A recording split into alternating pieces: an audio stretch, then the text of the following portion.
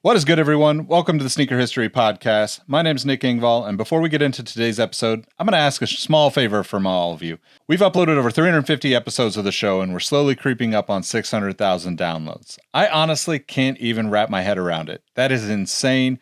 Thank you so much for listening and being a part of this journey with us. If you could take a moment to leave us a review on Apple Podcasts, hit that follow button on Spotify, and give us a rating, it would be greatly appreciated. I'm looking forward to taking the show to new levels in the coming months with more guests from the community, talks with industry professionals, and deeper dives into the sneaker stories that shape this obsession we are all so passionate about. And your support is going to make that happen, so thank you in advance. One last thing before we get into this episode, do the right thing. Tell someone you like their kicks today. You never know how far a compliment will take you, and we all know how good it feels to be on the receiving end of some appreciation.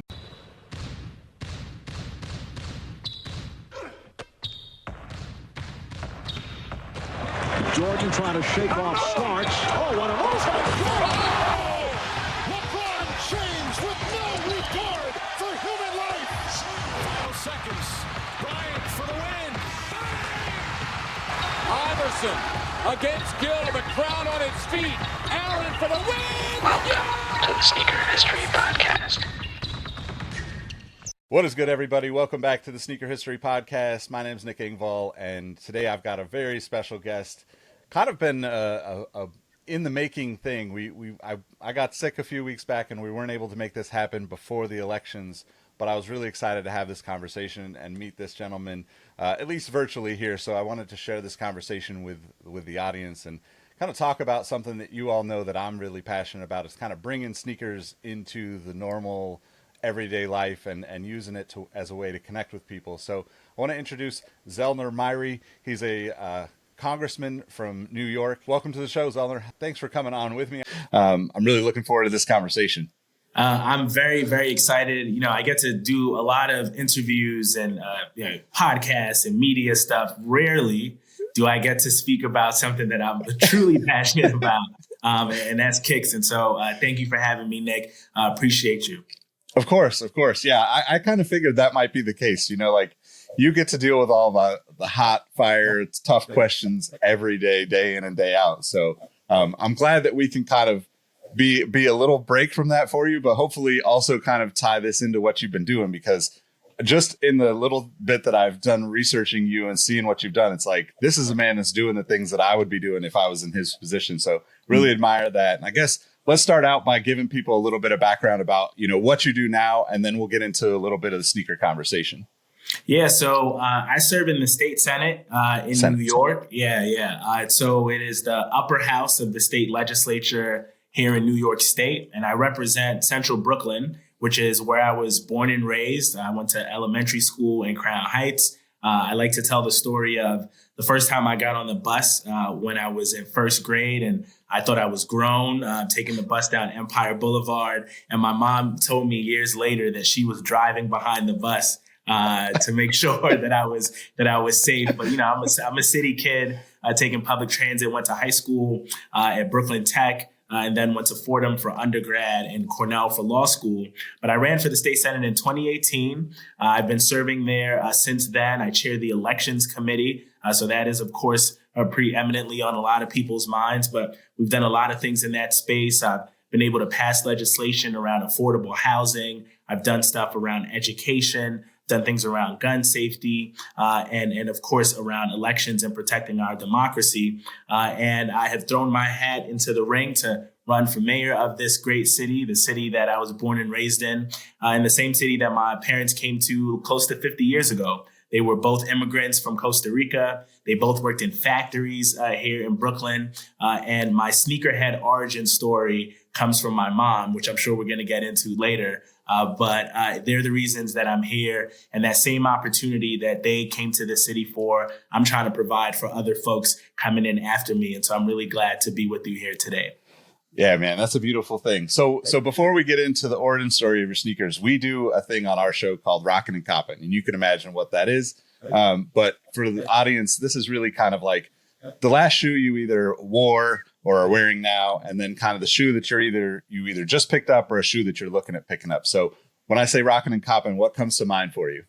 So I currently have on some Sabrina Ionescu 2s. Nice. And they are the Olympic reds that she rocked for the Olympics. But I'm a big New York Liberty fan.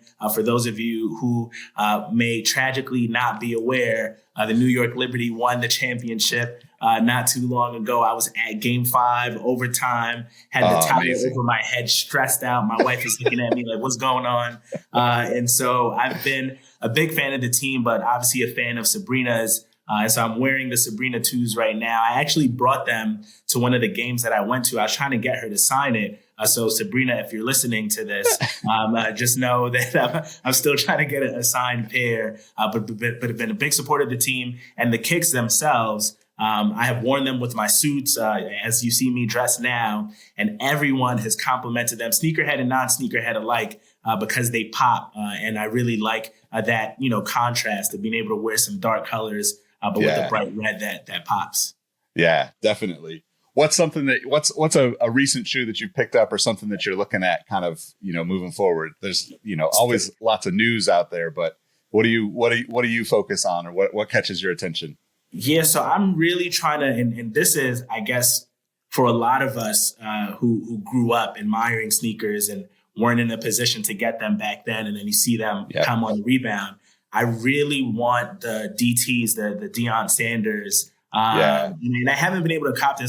I don't think they're like terribly hard to get. I just haven't gotten around to it. But those are a pair that I remember being younger, and anybody that had those, I thought they were like the man, like and so those are some drops that have come through this year that I'm really trying to go after.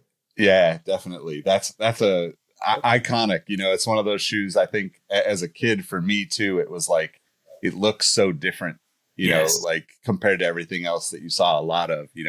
And not that like I didn't love the Jordans and all that stuff, but like I was always the guy that kind of. Everybody had Bulls colors Jordans. So my favorite Jordans, I never got them as a kid, but military 4s and true blues. It was like I wanted the different ones that I didn't see as much, so I can relate to that totally. Yeah. How let's talk about your origin story in sneakers. How did you, kind of get into the sneakerhead aspect of it? Yeah. And we talking about Jordans and not being able to have them when I was younger. I remember, I came from a real working class family. As I mentioned, both of my parents worked in factories when they got to this country. And then my mom became a small business owner and then a nurse. And my pops was a special education teacher in the Bronx. My mom and my dad split when I was young. So I spent most of my childhood with my mom in Brooklyn. And I remember the first time I asked my mom for a pair of Jordans. This is in elementary school. And my mom looked at me and laughed and said, there is no way that I'm going to spend that amount of money on a pair of sneakers. All these big corporations are thieves. They should be investing in our schools. I got the lecture that I'm sure you are familiar with.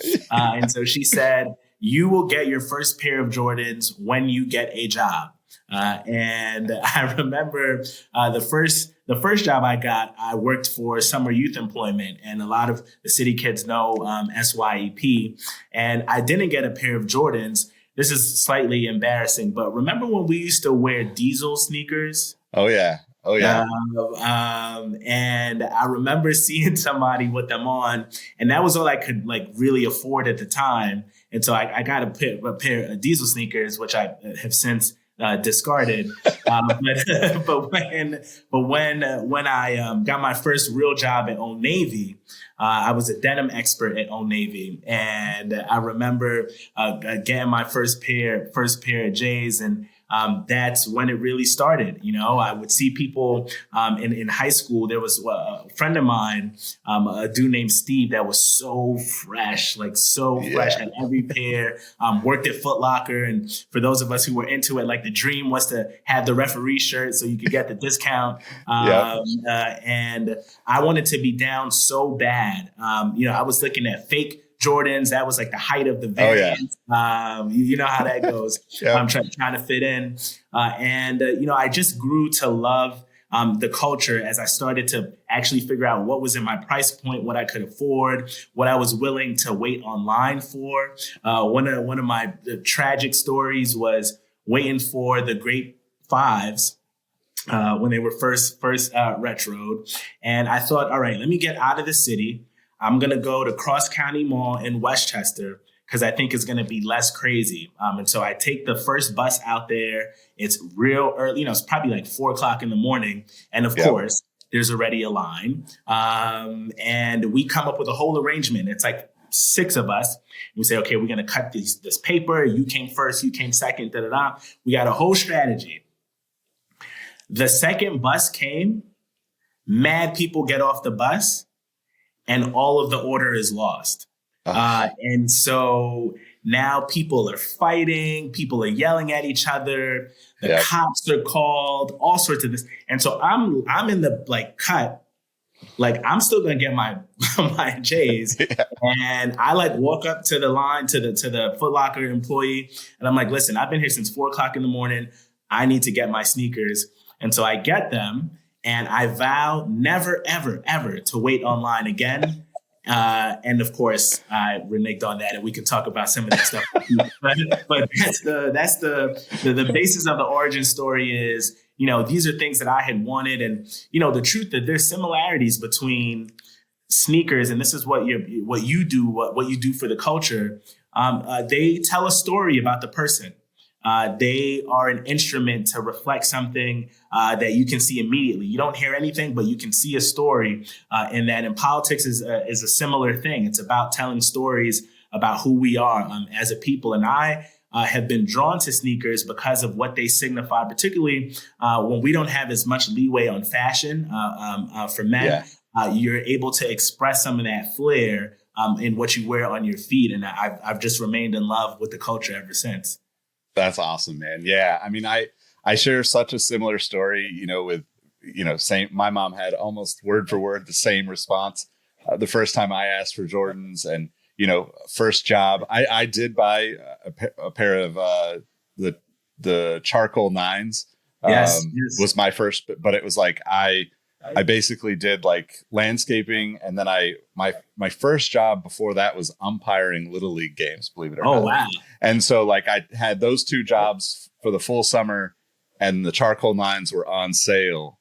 And it was I had they were 60, 70 and some change after tax. And I had just barely enough to get them. And it was I felt like I had accomplished everything I needed to in life at, 14, 15 years old. It was this is it, this is how it works. I felt so good about it. And like you, I have similar experiences, lineups where you're just what am I doing here? This is it's just, I'm never doing this again. And then, so I think my favorite part about sneakers is no matter how many times I'm okay, I'm going to slow down. I'm going to back off. I'm going to, focus on other things. Somebody calls and says, hey, you want to go get these? Or, hey, I got these, or I know somebody that has these. And next thing you know, you're right back in the mix. You're spending a bunch of time scrolling on Instagram now. And, back in the day, you're going through message boards and, standing outside and talking to all the guys that are working at those Foot Lockers just to like know what's coming and have those relationships. So I love that you're talking about that in politics too, because, you know, those stories to me is like, it's really just like finding all these people and having people on the show and letting them tell those stories too, you know, because like just recently we had a guy on who's basically collected only Puma for the past like 15, 20 years. And like, it's such a unique angle in this space, you know, but it's like, you know, you being from New York know how like Clyde Frazier has, you know, like he is the man, like he has such a, exactly what you said. He was the guy that did have the self-expression beyond the sneakers, but then the sneakers took on a life of their own. And, you know, so I love what you're saying about that. And I think, you know, kind of that leads me into one of my next questions is like, you know, I read about your Sneakerhead Day. So talk a little bit about that and like, I guess how you've navigated that, because not only is there just I think a little hesitancy or not hesitancy, there's a little bit of a standardization for the way men dress, you know, and then sneakers being that one thing that we express ourselves with. But beyond that, like, you know, I'm assuming that politics and, you know, having to wear the suit and the dress codes that are, whether they're implied or, you know, really exist, are things you also have to think about, and like, in navigating as you're going through this, political journey that you're on. Yeah, no, I really appreciate this question because it speaks to a lot of people bringing their authentic selves to whatever it is that they're doing. So we actually have a literal dress code in the state Senate for men walking into the chamber. Even if you're not a senator, you have to have a jacket on. That is Wow. that's in the rule books. And so there is a dress code on what you have to wear on top, on bottom, but there isn't, at least in statute and code, dress code on what you wear on your feet. But traditionally, people have, it's hard bottom central, right? And so, everyone's wearing shoes. So I remember during COVID, we still had to come up during the legislative session. And so, of course, we were all masked up. We were all suited up. But I was looking very reckless because I hadn't gone to the barber because it was, we were all all inside, right? And so I remember I had a full grown beard. My hair was looking crazy. And I was like, if I'm going to have to show up and still like wear a suit and look crazy, I'm going to at least be comfortable, and I'm not going to be in no hard bottoms. So I remember the first time I walked into the Senate chamber during COVID, I had the DMP 6s on, and nobody stopped me. I walked in and it was regular and there was nothing. And frankly, I have not stopped wearing my sneakers in the chamber since then. And then I started switching it up. And the DMPs, they're black and they have a little bit of gold, so they can like look a little shoe-like. But I started to experiment and get, I've thrown on some dunks. They're doing some other threes that were white, like really playing around with it. And other people started picking up. I have a close friend of mine in the state Senate, brother from the Bronx named Senator Jamal Bailey, who's also a sneakerhead, who, has been, wearing sneakers and doing the thing. And so we started wearing more stuff and, showing out the catalog, and other people started showing out the catalog as well. So I thought, hold on, why don't we have a day where everybody wears sneakers and we're intentional, and not just the senators, the staff people, the people that clean the building, everybody in the state legislature, in the state capitol, come with your stuff on. And so a couple of years ago, I introduced a resolution to make it Sneaker Day in New York. And let me tell you something, man. We introduced that legislation at the end of the session, when things are at a fever pitch. So we're talking about real important issues that matter to all New Yorkers. This is like drag down fighting, blood on the walls. How politics can be. I introduced that resolution. We had so many Republicans and Democrats speaking in unity about what sneakers meant to them. It was one of the most incredible experiences I've ever had.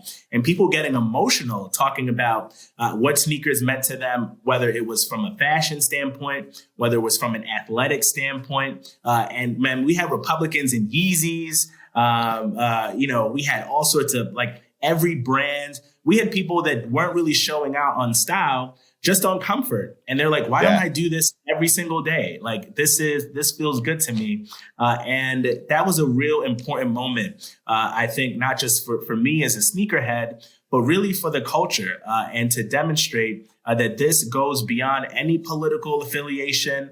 This goes beyond any age range. I mean, we had people bringing out heat. Some of the younger people behind me, I was seeing stuff like, I don't even know how you can afford. You had some dunkles on, like, okay. People were really showing out, and that made me really excited. So that's a tradition that we have kept going. I want to expand it. I want us to do something in the schools. I want people to feel like they can partake in this, even if they don't have the means to get, whatever the latest thing is, because it's really about your comfort, about expressing who you are. And it shows me how long, how far along we are with the sneaker culture. Yeah, man. Well, and it's also representative, I think, on a whole different level, seeing you out there, amongst the people, when you're doing press conferences and you're wearing something like it's more real to me that you're you're moving about the city in sneakers. You're not going to wear hard bottoms and like, be going door to door talking to the people. I do think that there's like a really interesting dynamic and one of the other questions I wanted to ask you about, or have you at least touch on, is just that dynamic of age, right? Because we definitely are way more accepting, like when I started working, in the sneaker world, like I interviewed and still interviewed in a shirt and tie, a jacket and hard bottoms, but I was interviewing for jobs that were, essentially selling sneakers or creating content around sneakers or marketing or whatever that is.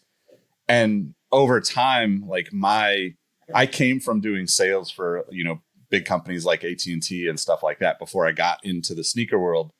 And then, over time, I really, really like try to focus on my goal is to like work with people that understand that like, I love wearing my Giants hat. I love wearing sneakers, I kind of have that as like the almost like, like I love getting dressed up too, like, but like that is like my daily comfort. You're going to get the best work out of me as well, I think. And I think we're kind of moving into a place where that is more acceptable. And these types of things are going to like spearhead that, like making, sneakers normal across so many different places. But what have you kind of seen in that regard on the age difference thing? Because I do think a lot of the rules that we have in place for the younger generation feel like they just are not relevant to them because we don't wear the same things. We don't even have the same kind of mentality of our parents or grandparents. Not that we don't figure out how to get along and learn from them and all those things, but there's definitely a drastic difference in the way we approach, our regular life in a fashion sense or in a daily, living sense. Yeah, no, there is most certainly. And I think with a lot of things, as you're pointing out, a generational difference in how we approach life, and things that were good for one generation may not necessarily be good for the next. And there's also, things that prior generations fought for that we take for granted now that we would not have had if they didn't break some barriers and say, let me do something a little different. And I think with sneakers, we're doing some of that for the next generation.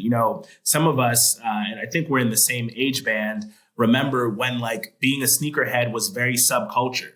Like it wasn't mainstream. It wasn't, people would sort of look at you and be like, why are you into this? And why would you wait online for this? And why, and now we have, we have podcasts now that are fully dedicated to appreciating the culture. And that's because there were people that had to break through and do that. And I think we're doing the same thing for the folks coming behind us. But there also have been some of my colleagues, I'm thinking of one who was a little older than us, who showed up to the chamber with some SpongeBob Kyries on. And it was, and he got them from one of his younger relatives who said, I'm going to buy this for you. You probably have no idea what this is. And he was so happy to come and show me that he had the SpongeBob Kyries on. And I thought that that's a cross-generational influence, both in both directions, showing that you can sort of be expressive on one end and then pave the way for some others. And so I'm excited about what it means. Part of what you were talking about about what it means for regular people to see you dressed this way. I went to the White House for an event on gun safety, and I had my cool gray 11s on. And these are one of those items that I couldn't get back when they first came out, and that I was able to get on the retro. And I posted a picture of it, and I was like walking on the block one day in the district, and one of the guys came up to me and he said, "Yo, I saw you had cool grays on at the White House. I've never seen a politician do anything like that." And it meant so much to him and resonated. And meanwhile, I'm doing it because that's, this is how I dress. This is what I do now. Yeah. But it has an impact because people have not seen it done before. And that is the really exciting part about this, that like we get to show that you can be yourself and you can be in rooms that you don't think you can be in. You can hit markers of success that you may have not thought. but you don't have to leave who you are behind. You could take who you are with you into that space. And that's what I'm hoping to continue to do and inspire.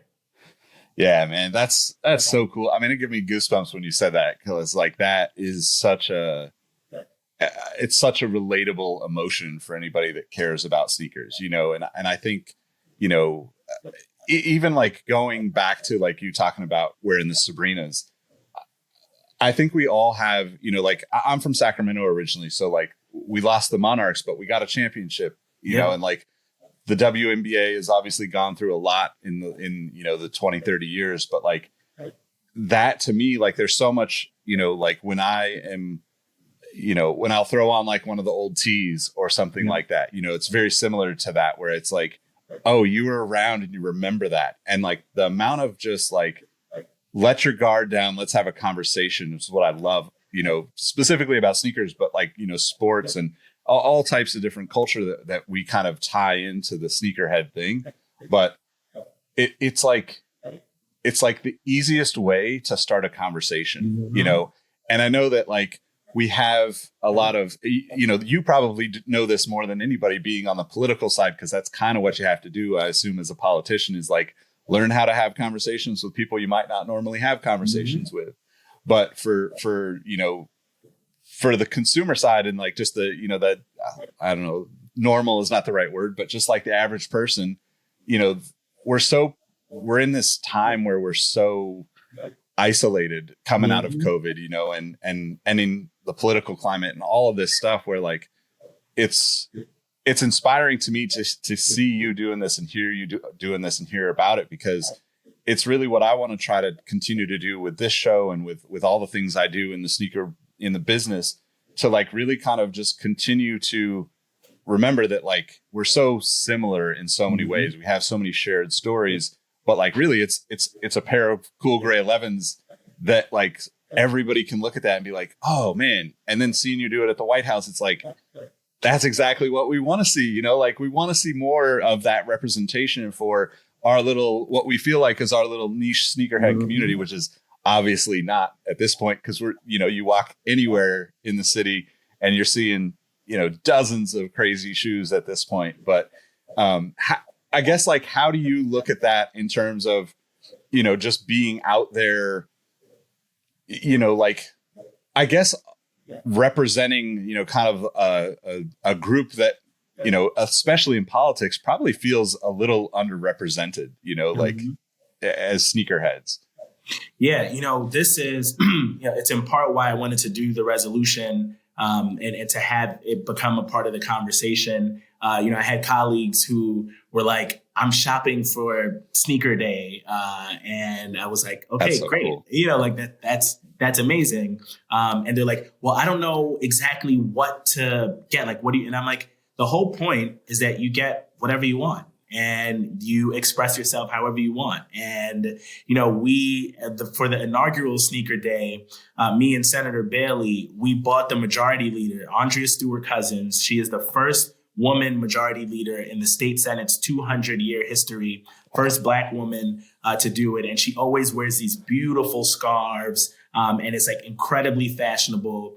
And we said, well, what can we get her for sneaker day that could sort of speak to everybody? And we got her some white Uptowns, you know, like just a regular pair, but they were crisp, as you know.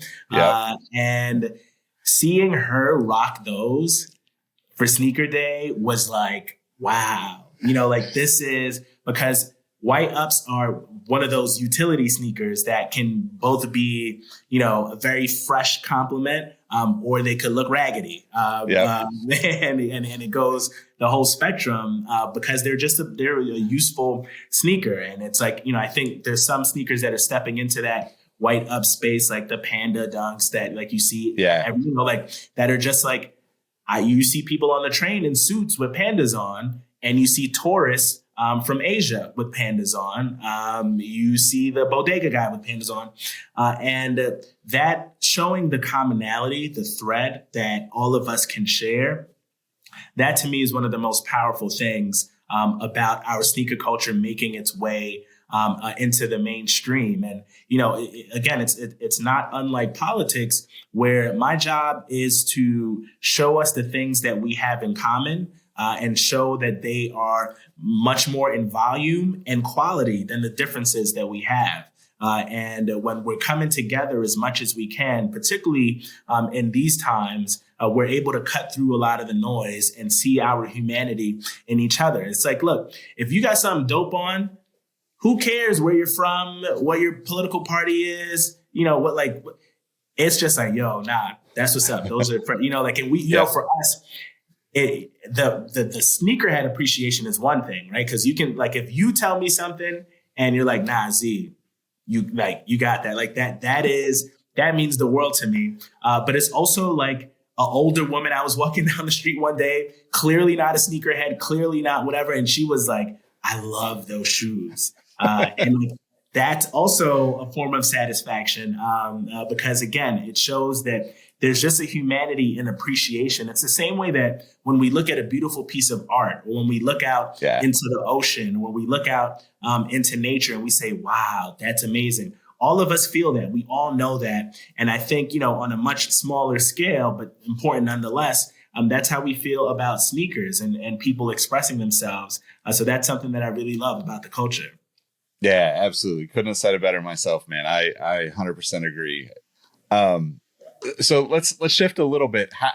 How did you get into politics? Like, what did that, you know, where did that come about for you? Yeah, so I actually I went to Fordham for undergrad. I was a communications and journalism major.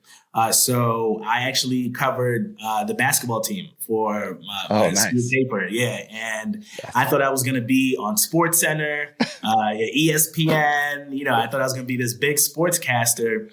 And then I took a trip when I graduated to South Africa. I took a community service trip, and it changed my worldview on what I wanted to do with my life. And so I came back, I started volunteering for the local community board, and I was doing all the little stuff that nobody wanted to do. I'm like checking the cracks in the sidewalks. I'm making sure stoplights are working, doing very basic stuff on a volunteer basis. And the chair of that community board ended up becoming a chief of staff for someone on the city council. And he said, Zeke, you want to come intern for us? I said, sure. This was the Great Recession. So, you know, I did not have a job, and was also trying to look to see how I could serve. I ended up being in this office, became the legislative director, the press director, and learned how the operation worked. I eventually left that to go back to grad school. I got my master's in urban studies. I said, I'm not going to do politics. It's too dirty. These people aren't invested in people. Never again. I'll figure out how to serve some other way. I go to law school, and then I do a lot of public interest stuff in law school. I did the Cornell Legal Aid. I did a lot of work teaching in our prisons upstate New York, where I saw up close what the impact of the system was on people. And then I worked for a law firm coming out of law school. And then there was a big national election where I looked inside and said, what am I doing to serve the community I was born and raised in? I looked at the problems that our community was faced with. I grew up in a rent stabilized apartment, and our rent stabilization laws were controlled by Albany, which is where our capital is. I looked at the future of public safety. I grew up in neighborhoods that were plagued by gun violence. A lot of those laws were controlled by Albany. I thought about the climate and how things were changing and what we were doing, again, controlled by Albany. And so I said, we got to step up in this moment. I'm going to run for state senate. And everybody told me, you're too young. You're not going to have the money to do it. You're running against a big machine, people who have done this for many years. And I said, I got to stand up for my community. I would not be who I am today if this community didn't invest in me. I went to after school programs that kept me off the street. I went to a public school that gave me a world-class education. How could I not fight for that same opportunity for the people coming behind me? So we stepped up, we ran, we won. And since being in the Senate, we've been doing a lot of good work. But that's the abbreviated version of how we ended up in politics. That's awesome, man. I mean, it's so inspiring to hear that, because I feel like, we're in a time where a lot of, younger. I'll use the term younger loosely and consider us both in there still. But still. We definitely feel a lot of mixed feelings about what's been going on, and like you said, the naysayers that were saying you're going against the machine. How would you, I guess, maybe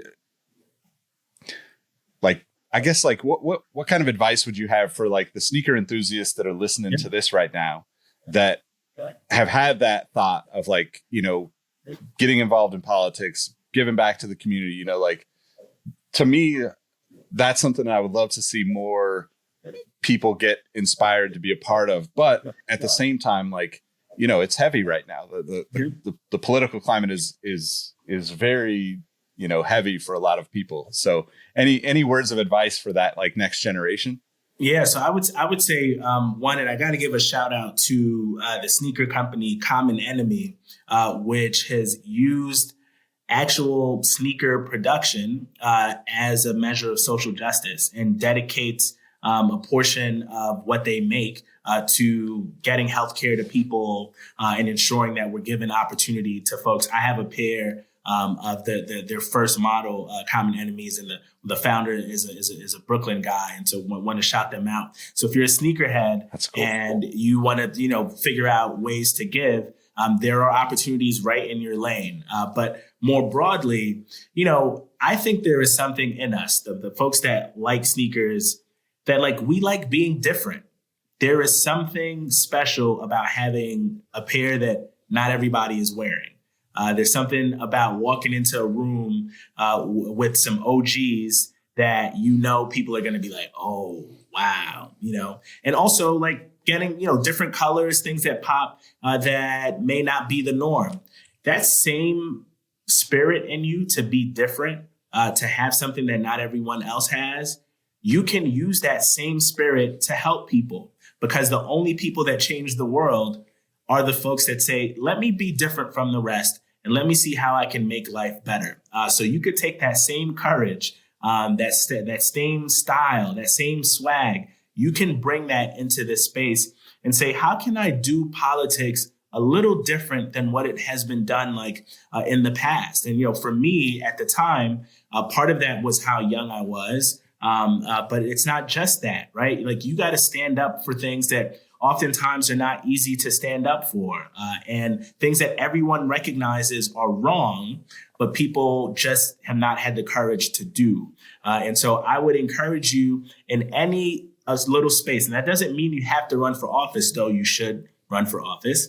It means that any opportunity you have to do something a little different, to step up and say something for somebody else who couldn't say it, take that opportunity. Use your own spaces, because if you don't do it, no one else is going to do it.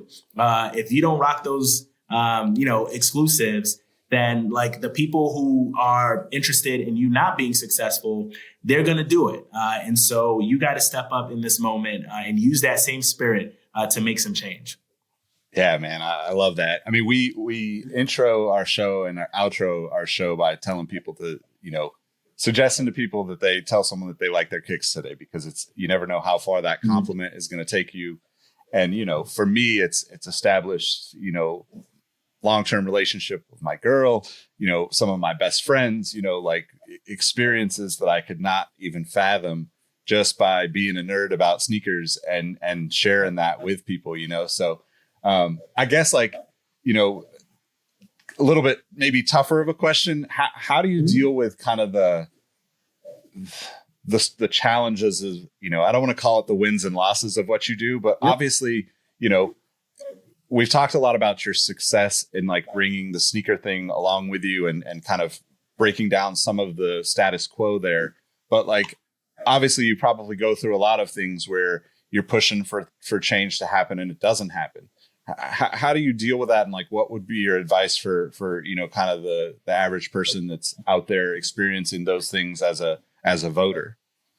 Yeah, so I'd say first, and I try to share this in every space that I'm in, that if you are taking care of your mental health on a regular, consistent basis, then those peaks and those valleys are going to be much easier to deal with. And so I always encourage people, please take care of your mental health.